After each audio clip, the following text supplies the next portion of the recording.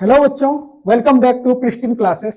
आज हम लोग एनसीईटी आईटीपी के 2024 के पीवाईक्यू को सॉल्व करेंगे और देखेंगे कि पिछले साल जो क्वेश्चंस आए हैं उसके क्या क्या डिफिकल्टीज लेवल थे, हार्ड थे, मीडियम थे और किस किस तरह के क्वेश्चंस पूछे जाते हैं, किस चैप्टर से ज्यादा क्वेश्चंस पूछे जाते हैं ये भी देखेंगे।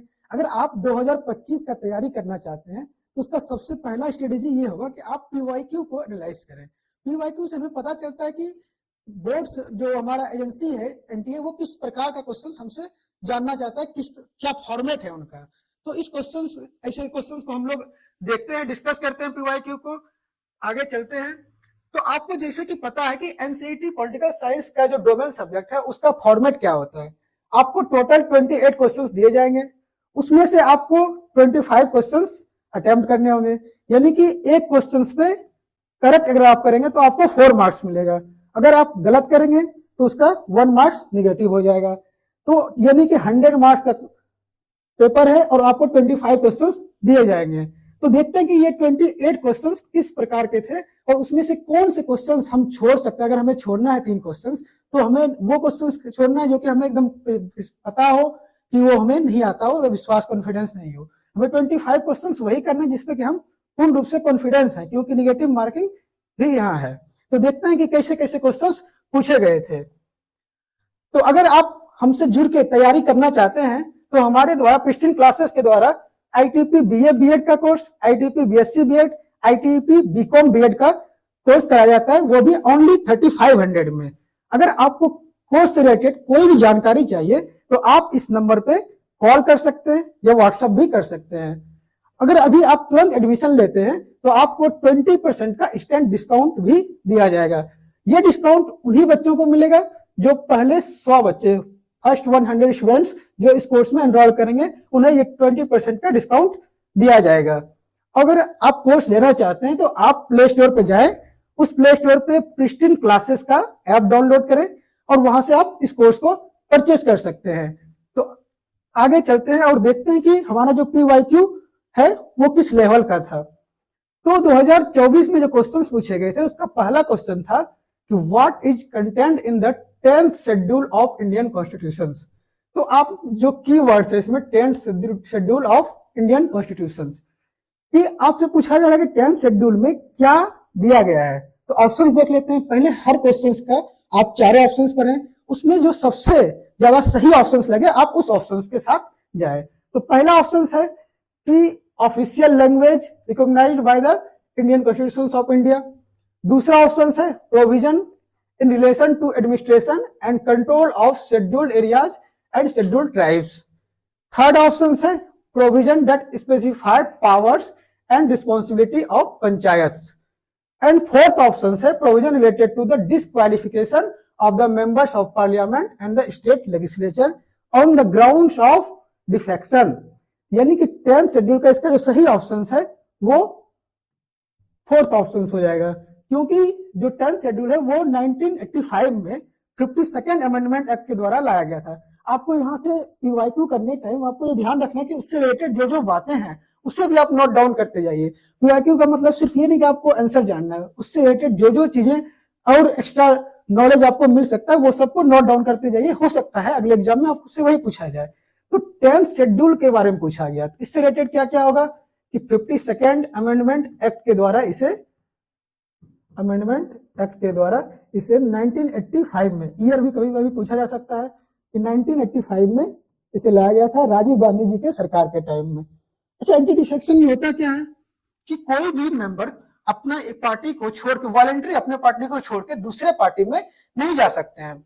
और इससे रिलेटेड एक बहुत अच्छा स्टोरी भी है कि 1966 में जब हरियाणा एक स्टेट बन के आया तो वहां पे जब 1967 में वहां का जनरल इलेक्शन हुआ तो वहां पे गयालाल नाम के एमएलए हुए और वो जैसे ही एमएलए बने गयालाल जी, वो कुछ ही देर के बाद वो अपना पार्टी को छोड़ के कांग्रेस में चले गए और कांग्रेस को छोड़ के फिर वो थोड़ी देर में 2-3 घंटे के अंदर वो चले गए यूनाइटेड फ्रंट में और फिर 2-3 घंटे में वो कांग्रेस में वापस आ गए। यानी कि 9 घंटे में उन्होंने तीन पार्टी को बदल लिया। तो ये देखते हुए जब 85 में राजीव गांधी की मेजोरिटी के साथ सरकार आई थी, इन्होंने सोचा कि भविष्य में ऐसा ना हो, इसके लिए उन्होंने एंटी डिफेक्शन लॉ लाया, जिसके कि अगर कोई भी पार्टी बिना पार्टी के मत से अपने वॉलंटरी अगर छोड़ के जाती है तो उसे डिस्क्वालीफाई कर दिया जाएगा। और ये डिस्क्वालिफिकेशन का जो कौन ये तय करेगा कि ये मेंबर्स डिस्क्वालिफिकेशन के अंतर्गत आता है कि नहीं आता है, वो होता है स्पीकर और chairman of the Lok Sabha. Next question देखते हैं। तो what was the movement for separate Andhra called, मतलब सेपरेट आंध्र प्रदेश के लिए जो मूवमेंट चलाया गया था वो कौन सा मूवमेंट था? तो इसमें ऑप्शन देखते हैं कि पहला मूवमेंट है द्रविडियन मूवमेंट, दूसरा है विशाल आंध्र मूवमेंट, तीसरा है चिपको मूवमेंट और चौथा है तेभागा मूवमेंट। तो ये चारों ऑप्शन है। आप जो आंध्र प्रदेश के लिए ये जब आप सिलेबस पढ़ेंगे तो स्टेट ऑर्गेनाइजेशन और रीऑर्गेनाइजेशन के बारे में पढ़ेंगे, तो स्टार्टिंग में जैसे इंडिपेंडेंस के बाद ही 52 से ही एक लैंग्वेज के बेसिस पे कुछ स्टेट्स का बनाने का डिमांड साउथ इंडिया में चलने लगा। तो उसी टाइम पे आंध्र प्रदेश को मद्रास प्रोविंसेस से किससे अलग करने का डिमांड किया जा रहा था? मद्रास प्रोविंसेस से। और ये किस बेसिस पे? लैंग्वेज के बेसिस पे। लैंग्वेज इसका बेसिस था कि लैंग्वेज के बेसिस पे जो तेलुगु स्पीकिंग लोग हैं, ठीक है, तेलुगु स्पीकिंग जो लोग हैं उनको एक सेपरेट स्टेट दिया जाए, ठीक है। तो वो स्टेट आंध्र प्रदेश था। ये आंदोलन का नाम था विशाल आंध्र मूवमेंट। हिंदी में पढ़ लेते हैं। आंध्र राज्यों को अलग करने के लिए चलाए गए आंदोलन को क्या कहा जाता है? तो विशाल आंध्र मूवमेंट। इसमें एक नाम आपको याद रखना है कि एक लीडर थे पोट्टी श्री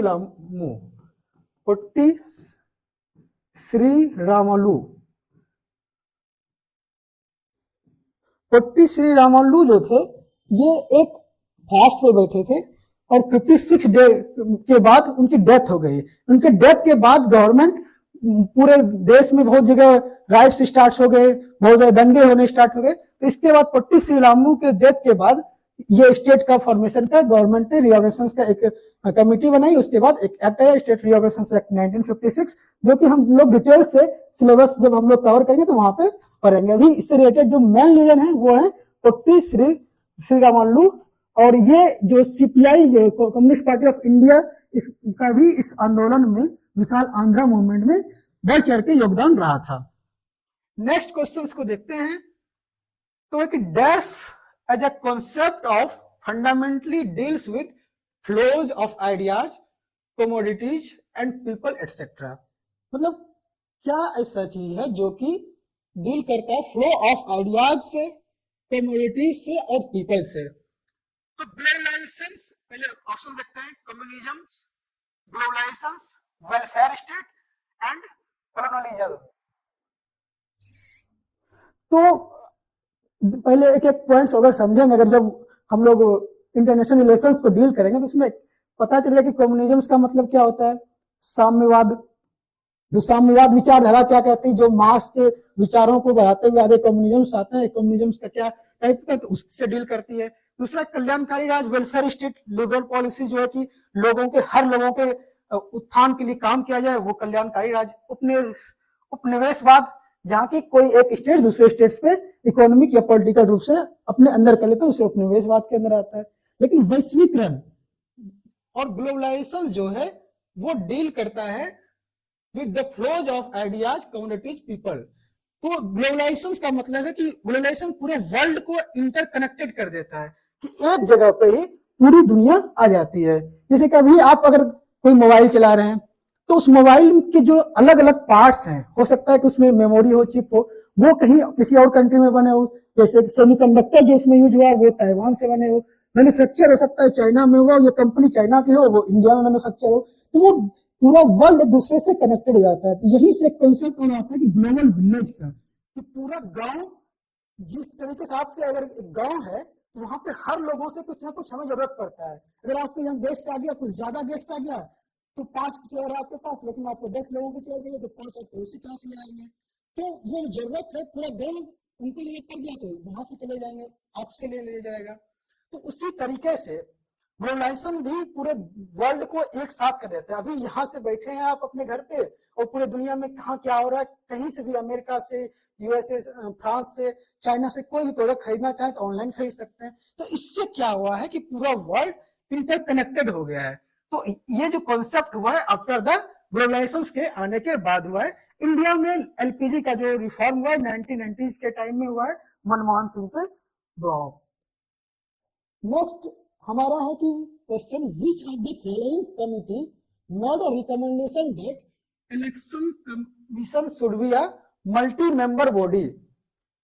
तो यानी कि ये जो हमारा टॉपिक हो गया इलेक्शंस कमीशंस के बारे में, मल्टी मेंबर बॉडी के बारे में किस कमिटी ने कहा है। तो कमिटीज भी आपको याद रखना है। आप कमिटीज का एक अलग से आपको चार्ट बनाना कि जो इंपॉर्टेंट 10, 15, 20 कमिटीज होंगे कि किस कमिटीज ने क्या रिकमेंडेशंस दिए थे और वो कब आए थे। तो इसमें अगर देखें तो 4 कमिटीज कौन कौन से हैं। एक सच्चर कमेटी है, अशोक मेहता कमेटी, जीवन रेड्डी कमेटी, तारकुंडे कमेटी या जेपी कमेटी। यानी तारकुंडे कमेटी को ही जेपी कमेटी के नाम से भी जानते हैं। तो इसमें एक एक चीज देखें तो सच्चर कमेटी जो है वो 2005 में आई थी। सच्चर कमेटी 2005 में आई थी। इसका काम क्या था कि economic and educational status check करना किसका, मुस्लिम कम्युनिटी का, कि मुस्लिम कम्युनिटी का क्या स्टेटस अभी है प्रेजेंट टाइम में। इंडिया में जो मुस्लिम कम्युनिटी रह रहे हैं उनका क्या चेक करना है, एजुकेशनल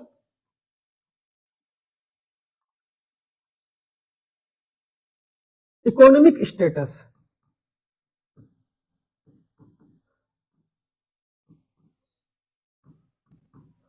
दूसरा कमेटी है अशोक मेहता कमेटी। ये भी 1977 के टाइम आए थे।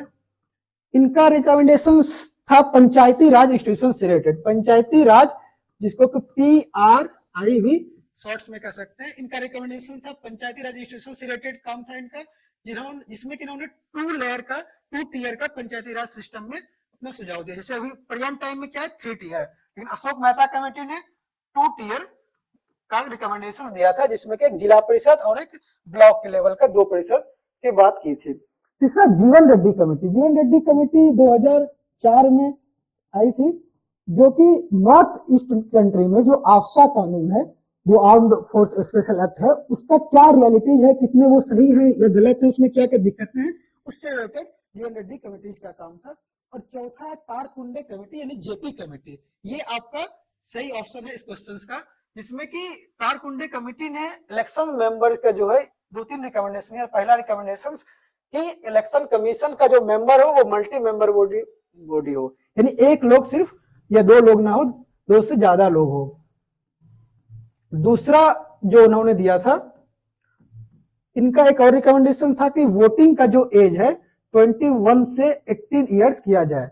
इनका ही तारकुंडे कमेटी का रिकमेंडेशन था वोटिंग एज से रिलेटेड। और नेक्स्ट क्वेश्चन, तो इसमें आप देख लिए कि क्या क्या इंपॉर्टेंट चीज है जेपी कमेटी। जेपी कमेटी क्यों किया जाता है, क्योंकि जयप्रकाश नारायण ने इस कमेटी को अपॉइंट किया था। नेक्स्ट क्वेश्चंस देखते हैं कि in which year Goa become a state of the Indian union. तो कौन सा स्टेट कब वो पूरा स्टेट बना और कब वो यूटी में आया, कब, ये सारे क्वेश्चंस बहुत पूछे जाते हैं। तो इसका जो सही आंसर है वो 1987 में गोवा एक पूर्ण रूप से स्टेट बन गया। इससे पहले क्या था, इससे पहले वो यूटीज के कैटेगरीज में था। और गोवा इंडिपेंडेंस कब हुआ था, एक इंटरेस्टिंग बात यह है कि पूरा देश एक टाइम पर आया था, लेकिन गोवा अलग हुआ था। गोवा क्योंकि ब्रिटिश के अंदर नहीं था, 1947 के टाइम में वो कंट्री आजाद हुआ जो कि ब्रिटिश के साथ था, लेकिन जो कंट्री ब्रिटिश के अंदर में नहीं था, जैसे कि गोवा किसके अंदर में था, पोर्तुगीज के अंदर में, पोर्तुगीज के अंदर में था, जो कि 1961 में इंडिपेंडेंस होता है। 1961 में गोवा का इंडिपेंडेंस होता है। उस टाइम से लेके 1987 तक ये क्या था, यूटीज के तरह, यूनियन टेरिटरीज के तरह था।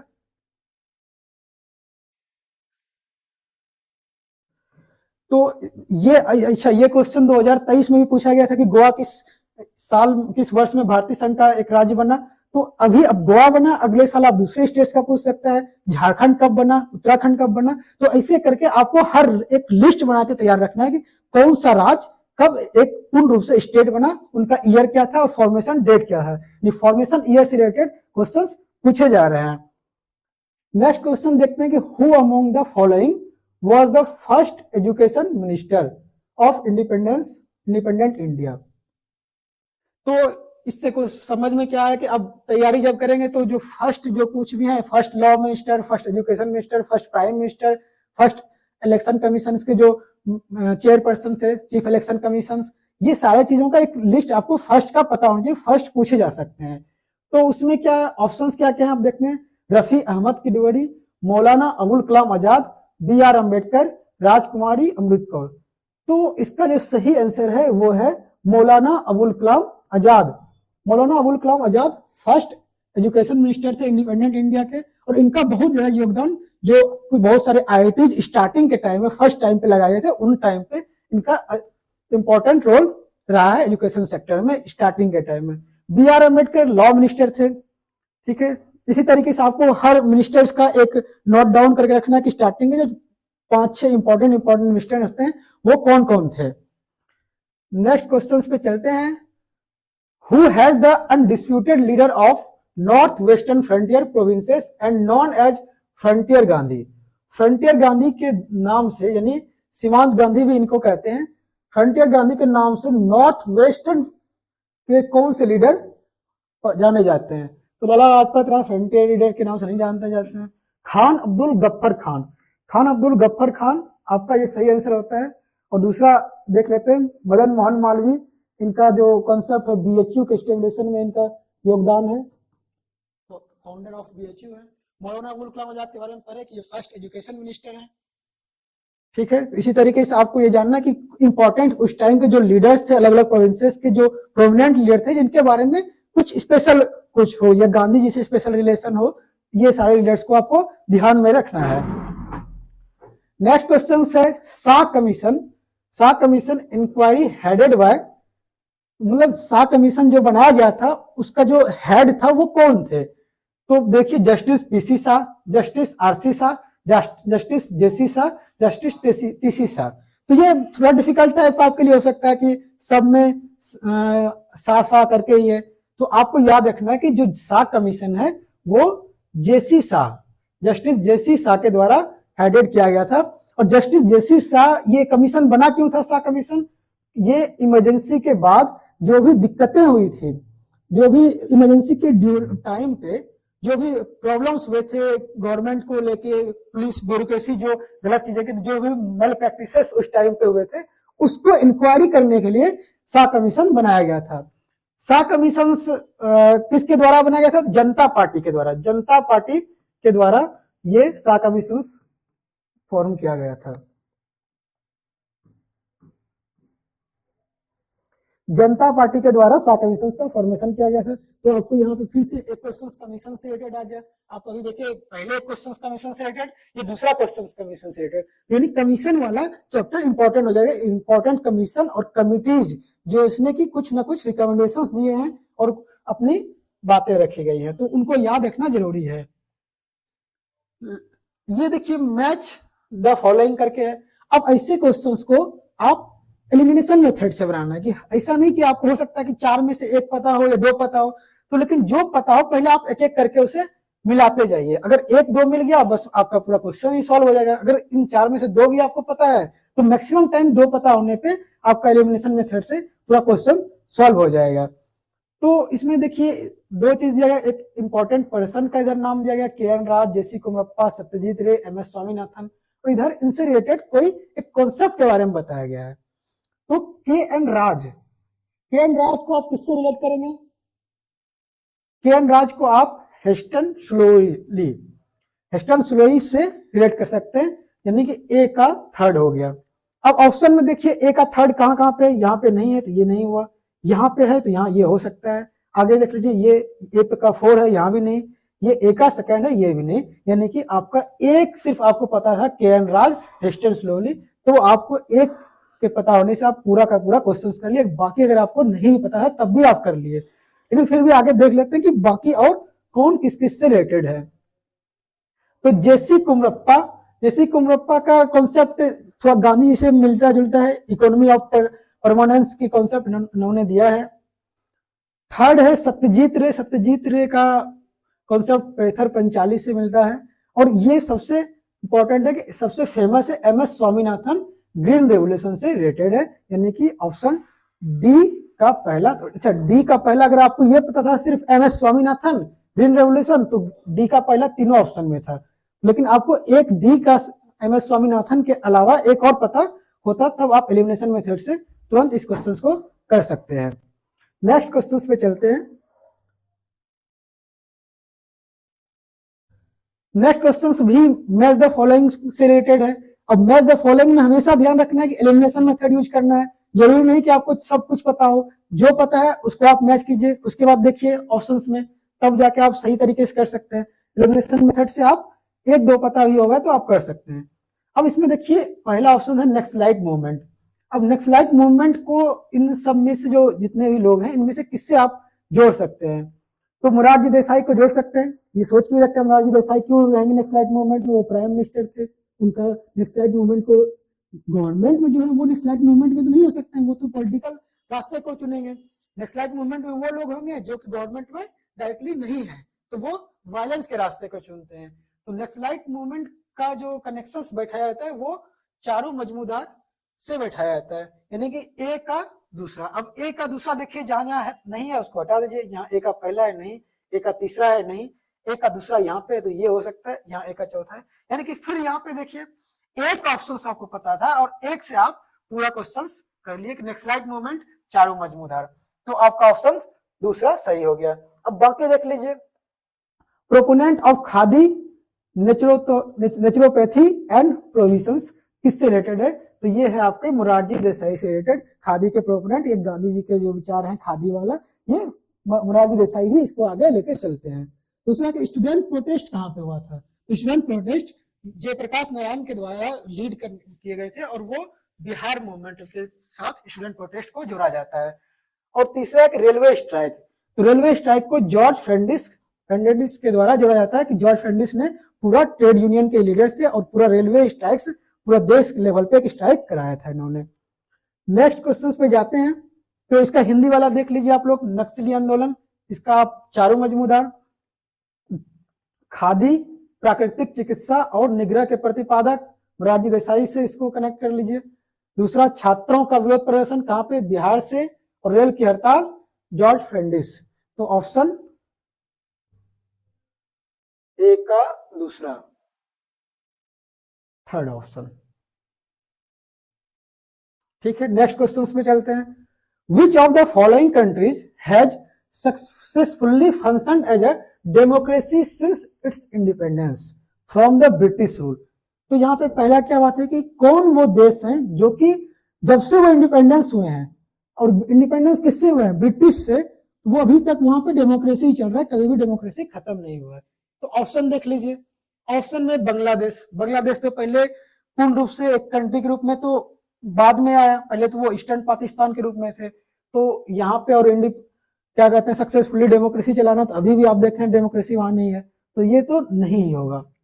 दूसरा है पाकिस्तान तो तुरंत देखते ही काट दीजिए, डेमोक्रेसी से इसका लिंक बिल्कुल ही नाम मात्र ही है। डेमोक्रेसी का ये कोशिश करते हैं लेकिन डेमोक्रेसी लगभग नाम मात्र है, क्योंकि वहां पे मैक्सिमम टाइम मिलिट्री रूल चलते रहता है। और एक लास्ट चौथा ऑप्शन है भूटान में भी कुछ टाइम मोनार्की और डेमोक्रेसी पूर्ण रूप से नहीं है। तो जो आपका सबसे बेस्ट ऑप्शन होगा वो इंडिया होगा, कि इंडिया में जब से इंडिया आजाद हुआ है तब से लेकर अभी तक किसी ना किसी तरीके से थोड़ा बहुत दिक्कतें 1975 के टाइम में आई, लेकिन वो ये नहीं हुआ कि डेमोक्रेसी खत्म हो गया। डेमोक्रेसी तब भी एग्जिस्ट कर रही थी, क्योंकि डेमोक्रेसी अगर एग्जिस्ट ही नहीं करती तो दूसरा गवर्नमेंट कैसे बनता? गवर्नमेंट दूसरा बना, इसका मतलब डेमोक्रेसी एग्जिस्ट कर रही थी। तो इंडिया जो है आपका सही ऑप्शन हो जाता है। फिर देखिए यहाँ पे मैच द फॉलोइंग में एलिमिनेशन मेथड जरूर यूज करना है।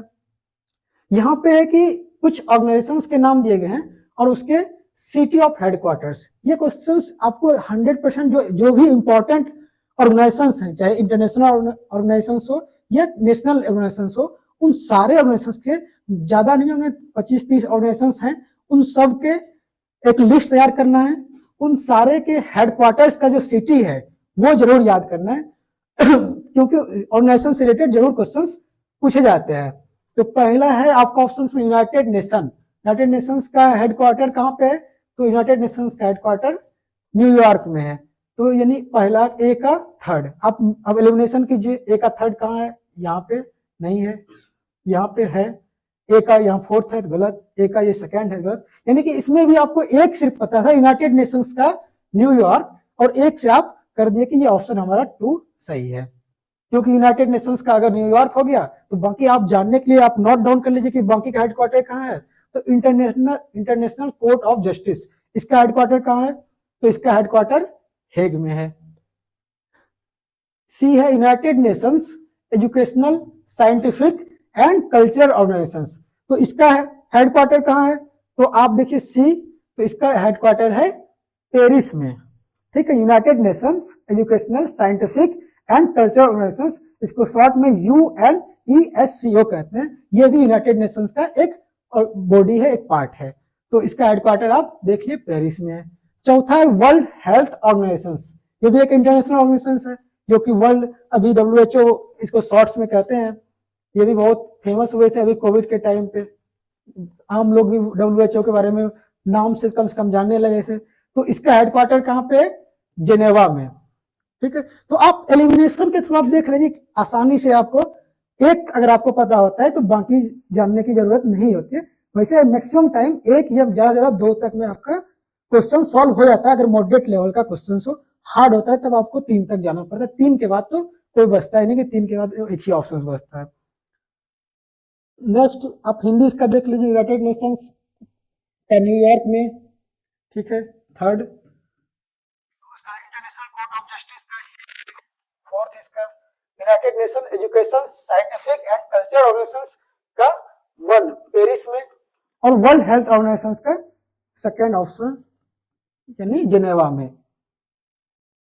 इसके बाद नेक्स्ट क्वेश्चन है, who propose that all senior Congressman should resign from office to make way for younger party workers. यानी कि किसने यह प्रस्तावित किया था कि सभी वरिष्ठ कांग्रेसियों को युवा पार्टी कार्यकर्ताओं के लिए स्थान बनाने हेतु उन्हें त्यागपत्र देना चाहिए। तो ऑप्शन देख लीजिए, कर्पूरी ठाकुर, एस निर्जलिंगप्पा, वीवी गिरी, के कामराज। तो ये जो है के कामराज ने कहा था। ये कामराज प्लान के नाम से एक डॉक्टर बहुत फेमस है, कामराज प्लान, जिसमें ये कहा जाता है कि जो सीनियर लीडर हैं, जो ओल्ड लीडर हैं, उन्हें पार्टी छोड़ देना चाहिए, रिजाइन दे देना चाहिए, और जो नए लीडर्स हैं, जो युवा यूथ हैं, उनको पार्टी में मौका देना चाहिए पार्टिसिपेशन का। ठीक है, तो नेक्स्ट क्वेश्चन, इससे आप ये देख पाए कि जो इंपॉर्टेंट डॉक्ट्रिन्स हैं इंडियन लीडर्स के द्वारा दिया गया है, उन सबको भी आपको थोड़ा सा देखना है, और उससे रिलेटेड जो नॉलेज है उसको आपको रखना है। और ये जब आप कांग्रेस सिस्टम पढ़ें, और कांग्रेस के सक्सेसर, आपके सिलेबस में एक टॉपिक है कि सक्सेसर ऑफ कांग्रेस, तो उसके बाद ये कामराज प्लान भी वहां पे आपको मिलेगा पढ़ने के लिए। आप पूरा सिलेबस अगर ज्वाइन करेंगे तो आपको अच्छे से बताया जाएगा। नेक्स्ट टॉपिक है, अच्छा नेक्स्ट है स्टेटमेंट बेस्ड क्वेश्चन। इसमें 2 स्टेटमेंट्स हैं, और इस 2 स्टेटमेंट्स में आपको देखना है कौन सा स्टेटमेंट सही है, कौन सा गलत है। ऐसे क्वेश्चंस को पहले अच्छे से पढ़ें और देखें कि कभी कभी एक वर्ड जो है पूरा स्टेटमेंट को गलत कर सकता है, कहीं पे नॉट या ओनली, अगर ऐसे वर्ड्स हो तो थोड़ा ध्यान से देखें कि ओनली या नॉट वाले वर्ड ज्यादातर गलत करने वाले आंसर्स होते हैं। तो आप इसको पहले अच्छे से पढ़ लें पूरा सेंटेंस क्या है। सेंटेंस है, the 1992 United nation framework convention on climate change, यानी UNFCC, United nation framework convention on climate change, also provide that parties should act to protect the climate system on the basis of equality and accordance with their common but differentiated responsibility and respective capabilities. तो 1992 में United Nations का जो एक session हुआ था जिसमें कि UNFCC का फॉर्मेशन किया गया था, तो वहां पे एनवायरमेंट से रिलेटेड कुछ बातें की गई थी। कि जो देश हैं, कुछ देश जो बहुत पहले से डेवलप कंट्री है, तो उनका जो कार्बन एमिशंस में योगदान है वो ज्यादा है। तो सबको एक साथ एक रिस्पॉन्सिबिलिटी ना दिया जाए कि सब लोग मिलकर एक साथ सब कुछ रोक दें, ग्रीन एनर्जी का यूज करें, ऐसा नहीं करना है। तो इसीलिए वो कहते हैं कॉमन बट डिफरेंशिएटेड रिस्पॉन्सिबिलिटी। तो रिस्पॉन्सिबिलिटी सबको एनवायरमेंट के साथ जो लड़ने का है वो अलग अलग दिया जाए, ये नहीं कि गोल भले गोल भले कॉमन हो लेकिन रिस्पॉन्सिबिलिटी अलग अलग देना चाहिए। तो ये नहीं, ये पहला स्टेटमेंट सही होता है।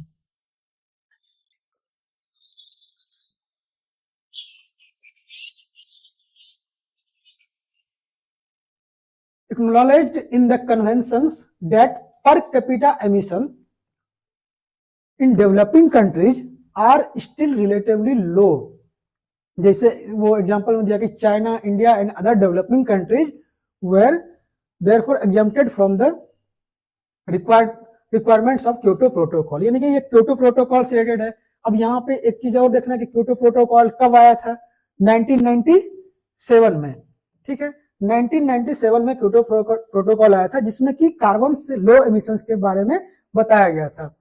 तो ये स्टेटमेंट्स भी आपका सही होता है कि इंडिया जो डेवलपिंग कंट्रीज है, इंडिया, चाइना, ये सारे कंट्रीज का आपको सेम रिस्पॉन्सिबिलिटी रहेगा, क्योंकि इन्होंने अभी तक तो उतना एमिशंस, कार्बन एमिशंस किया ही नहीं। पर कैपिटा एमिशंस जो लोग हैं, पर जितने लोग हैं उस हिसाब से एमिशंस तो कम ही है, क्योंकि अगर यहाँ ज्यादा लोग रहते हैं उस हिसाब से ज्यादा होना चाहिए। लेकिन डेवलप्ड कंट्री ऑलरेडी बहुत ज्यादा कार्बन एमिशंस कर चुकी है, तो इसलिए ये भी स्टेटमेंट सही होता है, यानी कि आपका ऑप्शन हो जाएगा statement 1 and statement 2 are correct.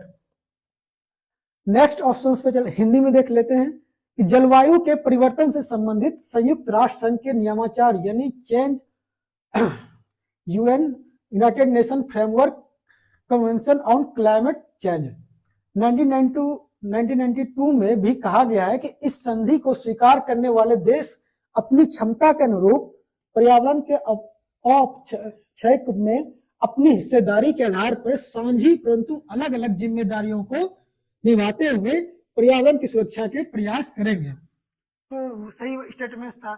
यह बात भी मानी गई कि विकासशील देशों का प्रति व्यक्ति उत्सर्जन अपेक्षाकृत कम है। इस कारण चीन, भारत और अन्य विकासशील देशों को क्योटो प्रोटोकॉल की बाध्यताओं से अलग रखा गया है। तो स्टेटमेंट्स 1, 2 दोनों करेक्ट है, जैसा कि अभी आपको बताया। अच्छा, नेक्स्ट क्वेश्चन है जो आपका आईआर वाला है, उस चैप्टर से ये सारे क्वेश्चन अभी तक। Which countries from the following have made legal claim to sovereign rights over Antarctic territories. Antarctic territory पे अभी तक किस किस देशों ने लीगल क्लेम कर लिया कि सोवरेन राइट्स को लेके? तो आप ऑप्शन देखिए, यूएसए, इंडिया, ब्राजील, जर्मनी। अगर आपको इसमें से एलिमिनेट करना हो तो ऐसे सोवरेन के लिए यूएसए या इंडिया अभी कोई एलिमिनेशन मतलब कि नहीं, लीगल क्लेम नहीं किया है। दूसरा में China, Japan, south Africa, USA तो यहाँ नहीं किया, तो यहाँ भी नहीं करेगा।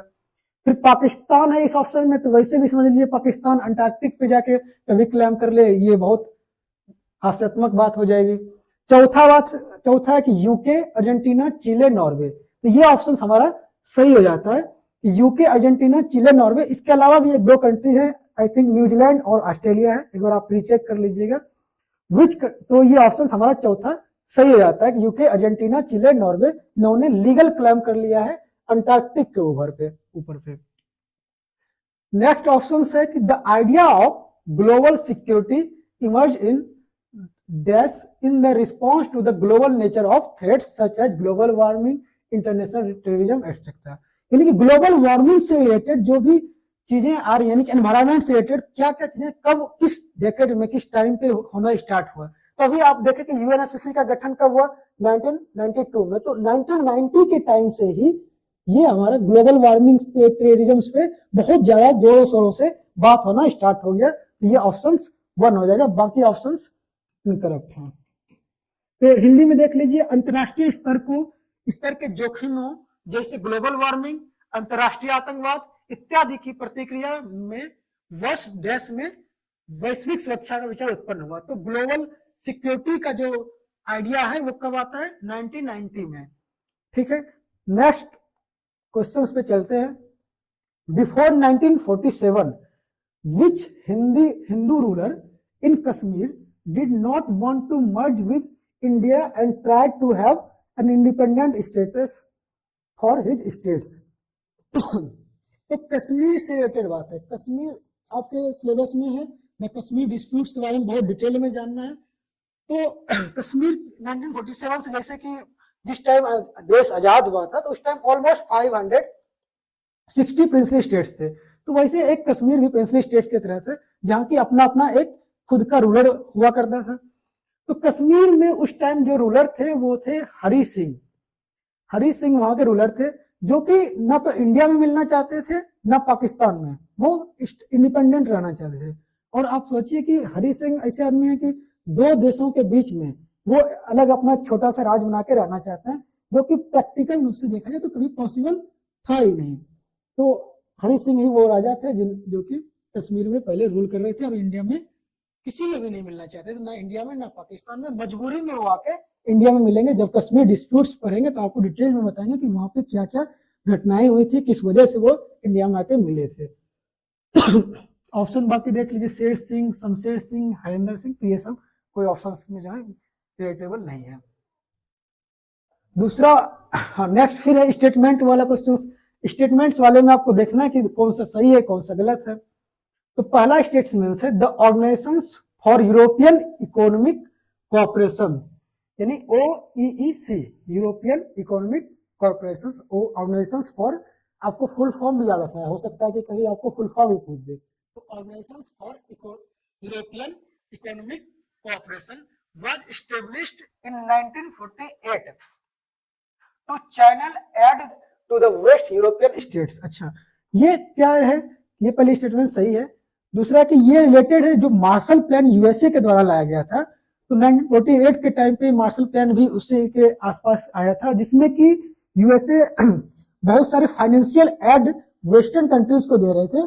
और वो एड इसलिए दे रहे थे जो वर्ल्ड वॉर 2 में जो दिक्कतें, इकोनॉमिक क्राइसिस आई है वो पूरे वेस्टर्न यूरोप में, तो उससे बचने के लिए यूएसए मार्शल प्लान लाया था। उसी के लिए ये ऑपरेशंस आपका बना था, जो कि चैनल के तरह काम करता था। जो एड वहां से मिल रहा है वो किस तरीके से वेस्टर्न यूरोप को दिया जाए और वर्ल्ड वॉर 2 के कारण जो भी क्षति हुई है उससे कैसे निपटा जाए।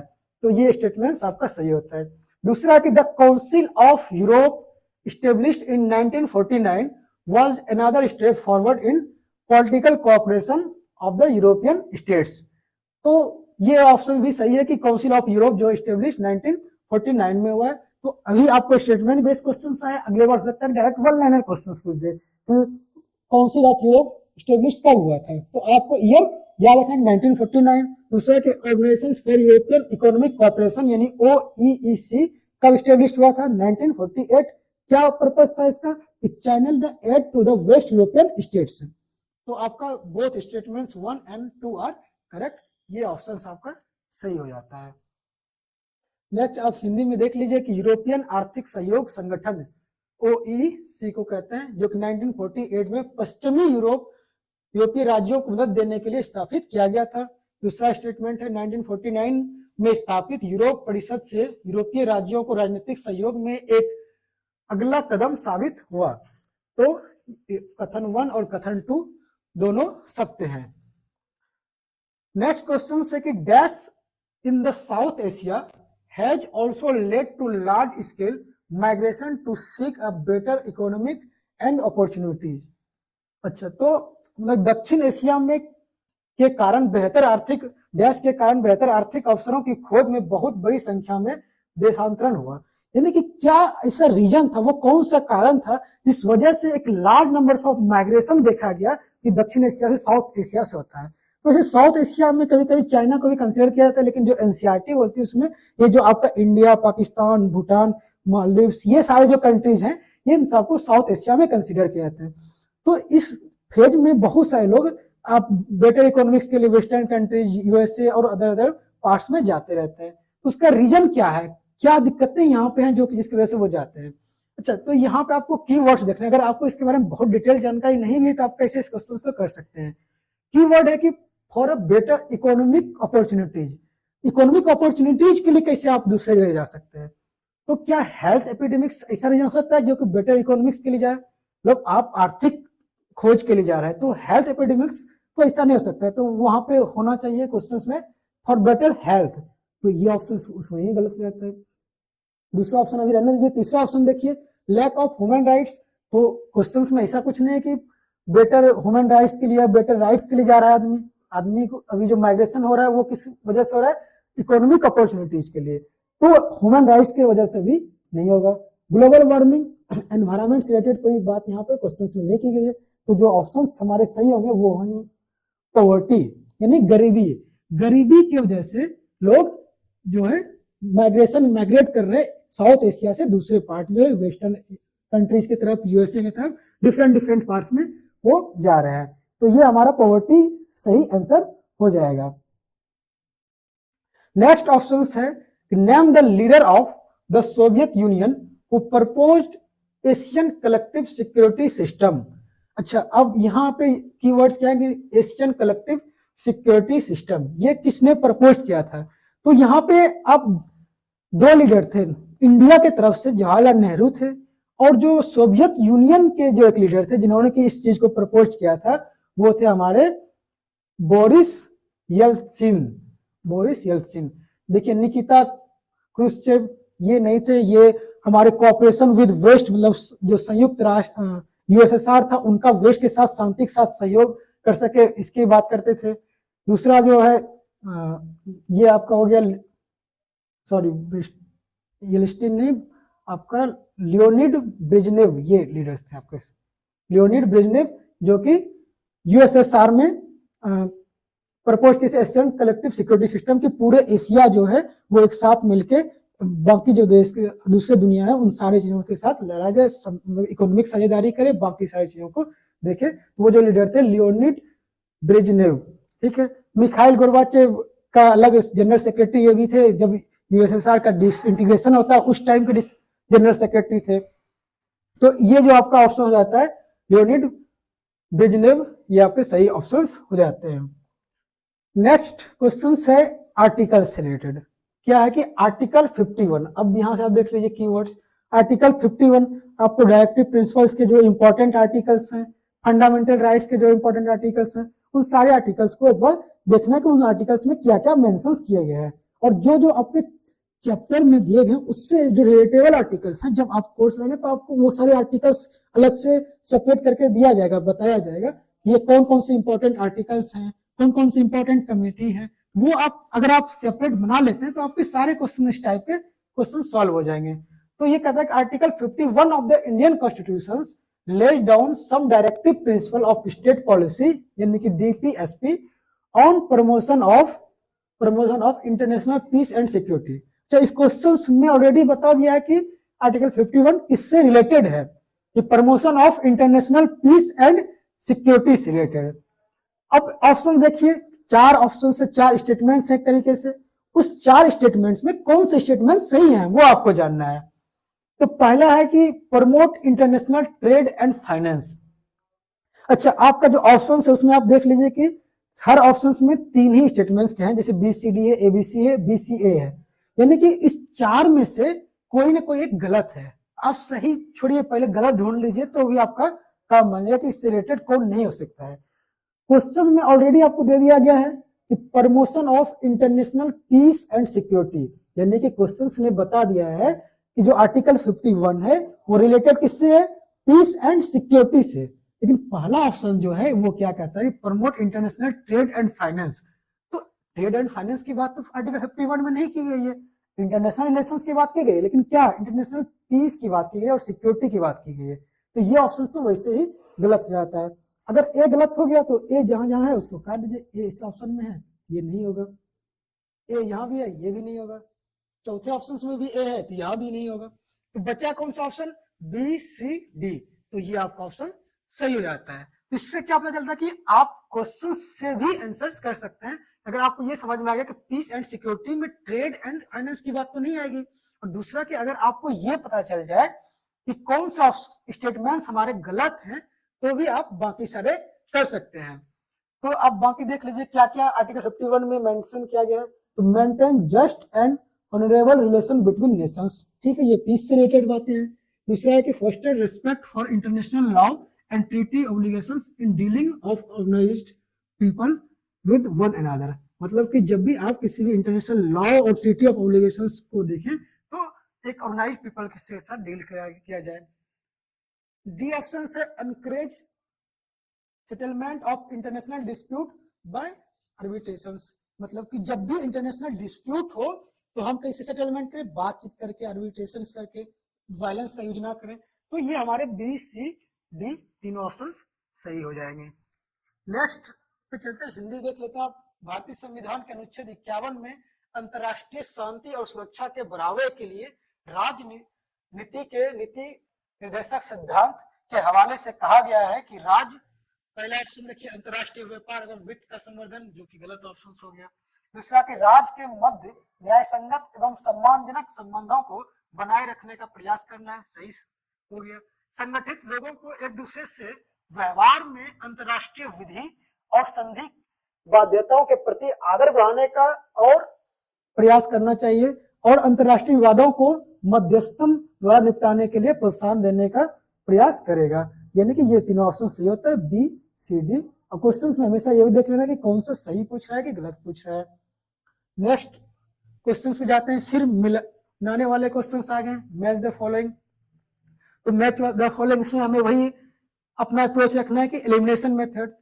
एलिमिनेशन मेथड कैसे करेंगे, पहले इधर पूछा गया ऑर्गेनाइजेशंस या ट्रीटी, और उस ऑर्गेनाइजेशंस या ट्रीटी से रिलेटेड कौन से कंट्री हैं। तो पहला अगर आप पढ़ेंगे कि नाटो, ठीक है, नाटो अलायंस। नाटो अलायंस किससे रिलेटेड है, अगर नाटो आपको पता हो तो नाटो का जो संबंध है यहाँ पे यूएसए से हो जाएगा, यानी कि ए का फोर्थ हो गया। अब एलिमिनेशन में आप देखिए कि ए का फोर्थ किस किस ऑप्शन में है, तो आप देखिए ए का 1 यहाँ दिया गया तो ये गलत हो गया, दूसरे में ए का 3rd दिया गया ये भी गलत हो गया, तीसरे में ए का 2 गया ये भी गलत हो गया, और फोर्थ ऑप्शन में ए का 4 दिया गया, यानी कि ये हमारा सही हो गया।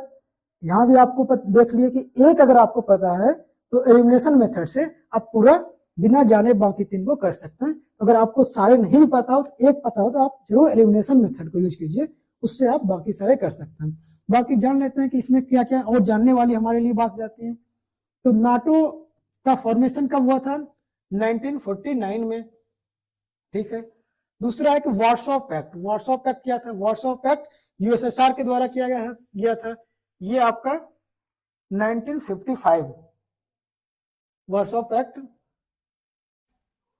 1955 में हुआ था। तीसरा कि नेम का फर्स्ट समिट कहां पे हुआ था, तो वो बेलग्रेड में हुआ था, ठीक है। इसका जैसे 4th हो गया, वार्सो पैक्ट हो गया आपका, यूएसएसआर 3rd हो गया, ठीक है। नेम का first summit 2nd option Belgrade, और पंचशील जो है 1954 में इंडिया और चाइना के बीच में हुआ था। तो ईयर भी आपको यहां से याद रखना है कि नाटो का फॉर्मेशन 1949 में, वार्सो पैक्ट 1955, नेम का फर्स्ट समिट जो कि बेलग्रेड में हुआ था वो कब हुआ था, 1961 में। 1961 में नेम का फर्स्ट समिट हुआ था जो कि बेलग्रेड में हुआ था। नेम जो है नॉन अलाइनमेंट मूवमेंट जो है इंडिया और यूगोस्लाविया और बाकी कुछ देशों के 5 देशों के द्वारा लीड किया गया था। डिटेल में नेम के बारे में हम लोग पूरा पढ़ेंगे जब स्टार्ट करेंगे। तो फिर पंचशील इंडिया और चाइना के 1954 में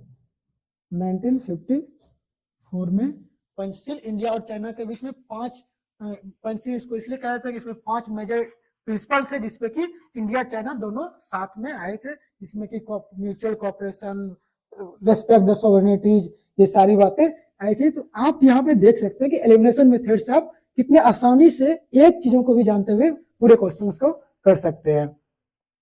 नेक्स्ट हम इसमें हिंदी में देख लीजिए, नाटो का संबंध यूएसए से, वार्सो पैक्ट हो गया आपका यूएसएसआर से, नेम का प्रथम सम्मेलन बेलग्रेड, पंचशील इंडिया के चाइना के साथ हुआ, चीन हो गया। इसमें नेक्स्ट क्वेश्चन है,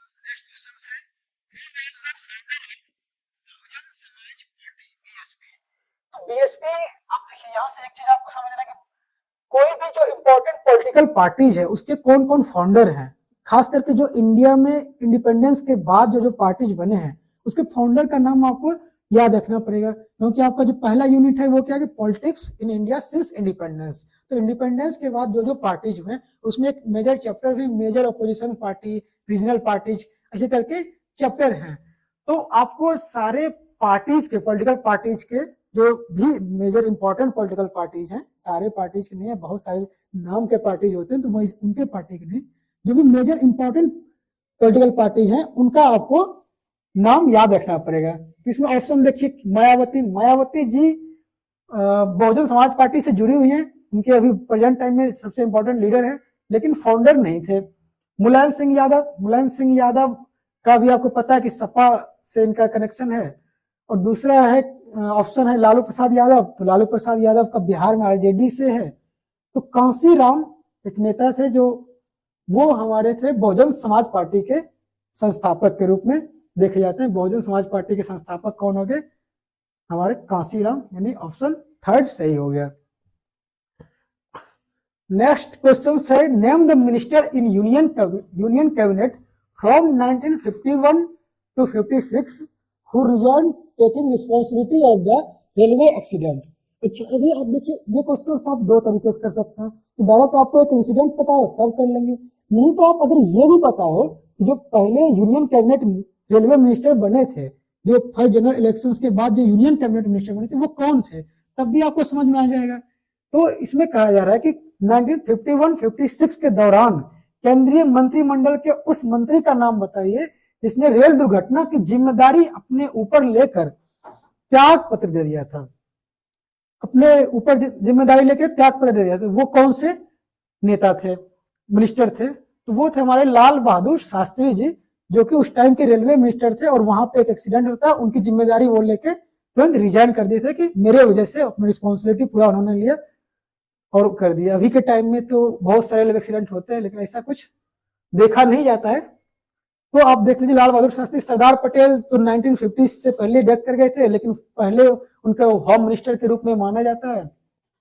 के कामराज तो बाद में प्रधानमंत्री बनेंगे जब जनता पार्टी की गवर्नमेंट आएगी। राम मनोहर लोहिया का ऐसा स्टार्टिंग में कोई मिनिस्ट्री में नहीं था। नेक्स्ट अगर देखें, next option, who among the following was first recipient of the Bharat Ratna award. तो पहला भारत रत्न अवार्ड मिलने वाले कौन थे, तो सरदार पटेल जी नहीं थे। सरदार पटेल जी को पहले ही बार भारत रत्न नहीं मिला था। बी आर अम्बेडकर को जी को भी बहुत बाद में मिला था, जवाहरलाल नेहरू को भी बाद में। तो पहले जो भारत रत्न अवार्ड जिनको मिला था, किसने पहला भारत रत्न प्राप्त किया, वो थे सी राजगोपालाचारी। अच्छा, सी राजगोपालाचारी को के साथ में जो कुछ दो और लोगों को दिया गया था, वो थे सर्वपल्ली राधाकृष्णन, ठीक है, सर्वपल्ली राधाकृष्णन, जो कि इनके जन्म दिवस पे हम लोग टीचर्स डे भी मनाते हैं। सर्वपल्ली राधाकृष्णन, और एक बहुत बड़े साइंटिस्ट हुए सीवी रमन। सीवी रमन, इन दोनों को पहली बार जो राजगोपालाचारी के साथ भारत रत्न दिया गया था। सीवी रमन को उनके रमन इफेक्ट के कारण जाना जाता है। नेक्स्ट क्वेश्चन से हमारा, which bank was created during the second world war in 1944 as a part of Bretton Woods system. तो ब्रेटन वुड क्या, ब्रेटन वुड एक जगह था जहां की 1944 में एक पूरा का बहुत लगभग 44 कंट्रीज नेशन जो वहां पे आए और अपने विचारों को रखे। तो ब्रेटन वुड्स में बहुत सारे इंटरनेशनल ऑर्गेनाइजेशंस बनाए गए थे। तो वो जो ब्रेटन वुड्स में इंटरनेशनल ऑर्गेनाइजेशंस बनने थे, उस टाइम पे एक IMF, वर्ल्ड बैंक, ये सारे बनाए गए थे। तो इसका जो सही ऑप्शन हो जाएगा वर्ल्ड बैंक। वर्ल्ड बैंक के साथ ब्रेटन वुड्स इंस्टीट्यूशंस क्या है, IMF भी हमारे ब्रेटन वुड्स इंस्टीट्यूशंस कहलाते हैं।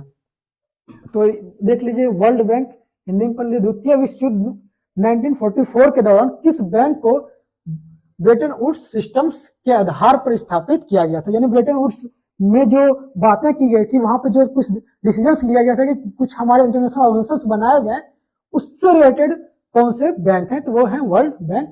और अगर दूसरे बार आप ऑप्शन दे सकते हैं IMF के बारे में, तो वो भी आपका ब्रेटन वुड्स इंस्टीट्यूशंस में आते हैं, ब्रेटन वुड्स सिस्टम में आते हैं। नेक्स्ट है मैच द फॉलोइंग। आप देख रहे हैं कि हमारे जो क्वेश्चंस हैं उसमें मैच द फॉलोइंग का संख्या नंबर्स ज्यादा है, मतलब नॉर्मल क्वेश्चंस तो हैं, नॉर्मल क्वेश्चंस के बाद मैच द फॉलोइंग बहुत पूछे जा रहे हैं। बाकी असर्शन, रीजन और स्टेटमेंट्स वाले से अगर कंपेयर करें मैच द फॉलोइंग ज्यादा टाइम्स आ रहा है, तो आपको मैच द फॉलोइंग में हमेशा एलिमिनेशन मेथड ही यूज करना है, उससे बहुत ज्यादा आसान हो जाएगा आपके लिए। तो इसमें पहला ऑप्शन देखिए मिखाइल गोर्बाचेव, ठीक है, मिखाइल गोर्बाचेव का किससे कनेक्शन है, दूसरा है बोरिस येलेस्टिन, तीसरा निकिता क्रुश्चेव और चौथा है डी रसिया। तो आप देखिए मिखाइल गोर्बाचेव का जो संबंध है वो है कि मिखाइल गोर्बाचेव ने 1980s के डेकेड में पेस्टोरिका एंड ग्लासनोस्ट का कॉन्सेप्ट दिया था। पेस्टोरिका एंड ग्लासनोस्ट मतलब कि मिखाइल गोर्बाचेव ने, पेस्टोरिका का मतलब क्या होता है ये देख समझ लीजिए, पेस्टोरिका का मतलब होता है कि रीस्ट्रक्चरिंग द सिस्टम, मतलब जो पहले पूरा सोवियत यूनियन इस विचारधारा चल रहा था, कम्युनिज्म के पूरा क्लोज सोसाइटी क्लोज इकोनॉमी के विचारधारा पे, तो इन्होंने कहा कि पूरे जो हमारा कंट्री है उनको रिस्ट्रक्चर करना चाहिए। तो पेस्टोरिका का कभी कभी आपको डायरेक्ट मीनिंग भी पूछ सकता है कि पेस्टोरिका एंड ग्लासनोस्ट का मतलब क्या है, इसका मतलब होता है पेस्टोरिका का मतलब रिस्ट्रक्चरिंग, रिस्ट्रक्चरिंग, और ग्लास नोट्स का मतलब होता है ओपननेस, खुलापन, ठीक है, ग्लास नोट्स का मतलब होता है ओपननेस। तो ये जो कॉन्सेप्ट दिया था वो किसने दिया था, मिखाइल गोर्बाचेव ने, यानी आपका ए का थर्ड हो जाता है। अब ए का थर्ड आप देखिए क्वेश्चंस में, ऑप्शंस में कहां कहां पे, पहले में ए का सेकंड तो ये गलत हो गया, दूसरे में ए का थर्ड ये सही हो सकता है, आगे और देख लीजिए पहले, तीसरे में ए का वन तो ये भी गलत, और चौथे में ए का फोर्थ, यानी कि एक ही ऑप्शन है हमारे पास जिसमें कि ए का थर्ड है, यानी कि आपका सेकंड ऑप्शन सही हो जाता है। तो जितने भी क्वेश्चंस अभी तक हमारे पास मैच द फॉलोइंग के हैं, उन सारे क्वेश्चंस में एक चीज कॉमन देखे गए हैं कि एक अगर आपको पता है तो आप बाकी पूरा एलिमिनेशन के पूरा क्वेश्चंस कर लेते हैं, पूरा पता होना कंपल्सरी नहीं है। तो आप बाकी नॉलेज के लिए आप देख लीजिए कि बाकी क्या था, मिखाइल गोर्बाचेव का हो गया आपका संबंध पेस्टोरिका और ग्लासनोस्ट से। बोरिस येलेस्टिन क्या थे, तो Boris Yeltsin first president of Russia थे, रसिया हम बोल रहे हैं ध्यान रखिएगा, नॉट यूएसएसआर, रसिया का वो जब डिसइंटीग्रेशन हो गया, डिसइंटीग्रेशन के बाद यूएसएसआर के डिसइंटीग्रेशन के बाद रसिया के नाम से जाना जाने लगा, यूएन में उसका नाम आ गया वो रसिया आ गया। तीसरा था निकिता क्रुश्चेव, निकिता क्रुश्चेव का क्या संबंध था कि peaceful coexistence with the West, मतलब वेस्ट के साथ हम लोग शांति से कैसे सहभाग की तरह कैसे रह सकते हैं, ये कॉन्सेप्ट जो निकिता क्रुश्चेव देते हैं, यानी कि फोर्थ ऑप्शन। और डी है हमारा रसिया। अब रसिया क्या है, यहाँ पे एक वर्ड लिखा है successor of USSR in the UN, तो सक्सेसर ऑफ यूएसएसआर हो गया, यानी डी का सेकंड ऑप्शन। तो इस तरीके से हम देखें कि एक एक का किस चीज का क्या रोल था। रसिया डिसइंटीग्रेशन जब यूएसएसआर का होता है तब जाके वो कोल्ड वॉर एरा जैसे माना जाता है कि अब खत्म हो गया, उसके बाद ये देखा जाता है कि रसिया का फॉर्मेशन होता है। और जो कि यूएसएसआर था बहुत सारे देशों का 15-16 देशों का वो ग्रुप था, उसके उससे हट के जो नया नाम उसका पड़ा सिर्फ रसिया आ गया, जो उसका यूनाइटेड था वो खत्म हो गया। नेक्स्ट क्वेश्चन है हिंदी देख लीजिए कि मिखाइल गोर्बाचेव का संबंध पेस्टोरिका एंड ग्लासनोस्ट से। बोरिस येल्त्सिन रूस के राष्ट्रपति थे, ये ध्यान रखना है, रूस के फर्स्ट राष्ट्रपति थे, ठीक है। तीसरा है निकिता क्रुश्चेव पश्चिम से शांतिपूर्ण सहअस्तित्व, पश्चिम से शांतिपूर्ण सहअस्तित्व, और रूस क्या थे, यूएन में यूएसएसआर के उत्तराधिकारी, ठीक है। तो नेक्स्ट जाते हैं नेक्स्ट क्वेश्चन पे। The government of India replace the planning commission with which new institutions, यानी कि जब गवर्नमेंट इंडिपेंडेंस के टाइम पे हमारा जो बना था वो प्लानिंग कमीशन बना था। प्लानिंग कमीशन कब बना था, मार्च 1955 में, मार्च 1955 में। प्लानिंग कमीशन के बारे में हमें डिटेल में पढ़ना है, हमारे सिलेबस में क्लियरली मेंशन है। तो प्लानिंग कमीशन के जो 5 ईयर प्लान्स होते थे, उनके 5 ईयर प्लान्स के क्या क्या टारगेट्स होते थे, उन सब को किस 5 ईयर प्लान में क्या क्या अचीवमेंट हुआ, उन सबको पढ़ना है। तो प्लानिंग कमीशन हमारे कांग्रेस गवर्नमेंट ने बनाया था, लेकिन जब बीजेपी गवर्नमेंट 2014 में आती है तो उन्होंने प्लानिंग कमीशन को हटा के एक नया इंस्टीट्यूशन दे दिया जिसका नाम है नीति आयोग, ठीक है। और उस नीति आयोग का जो पूरा नाम है नीति आयोग, ठीक है, NITI, ठीक है, नीति। तो इसका फुल फॉर्म क्या होता है, तो इसका फुल फॉर्म देखिए क्या क्या हो सकता है। नेशनल इंक्रीमेंटल ट्रांजिट इंडिया, ये नहीं होता है। नेशनल इंडियन ट्रांसपोर्टेशन से रिलेटेड प्लानिंग कमीशन को रिप्लेस कर रहा है। तो वैसे भी आप इसको ट्रांसपोर्टेशन से रिलेटेड है, ऐसा कोई आयोग नहीं बन सकता जो ट्रांसपोर्टेशन को सिर्फ देखे, और जो कि पहले प्लानिंग कमीशन को रिप्लेस कर रहा है, ना कि किसी एक ट्रांसपोर्ट इंस्टीट्यूशन को रिप्लेस कर रहा है। तो ये वैसे भी गलत हो गया। तो पहला ऑप्शन गलत, दूसरा भी गलत। तीसरा है कि national institutions for transforming India. तो ये ऑप्शन आपका सही रहता है, national institutions for transforming India, यानी थर्ड ऑप्शन आपका राइट ऑप्शन है। चौथा ऑप्शन देख लीजिए, national institute for technology India, ये बिल्कुल गलत है। ठीक है, ये तो एनआईटी हो गया, नेशनल इंस्टीट्यूट ऑफ टेक्नोलॉजी। ठीक है, लेकिन ये जो आपका थर्ड ऑप्शन है national institutions for transforming India, ये सही है। कब बना था वो ध्यान रखना है कि 2015 में नीति आयोग आ गया था। ठीक है, तो नीति आयोग का काम जिस तरीके से प्लानिंग कमीशन का काम था वैसे नीति आयोग का भी काम है, लेकिन उस हिसाब से पावर एग्जीक्यूशन का नहीं है। ये सिर्फ प्लानिंग बना सकते हैं, रिकमेंडेशन दे सकती है, यही। ठीक है, नेक्स्ट चलते हैं। अच्छा चलिए, तो आज का जो पूरा प्रीवियस ईयर क्वेश्चंस आप देखे, आपको कैसा लगा आप जरूर बताइएगा।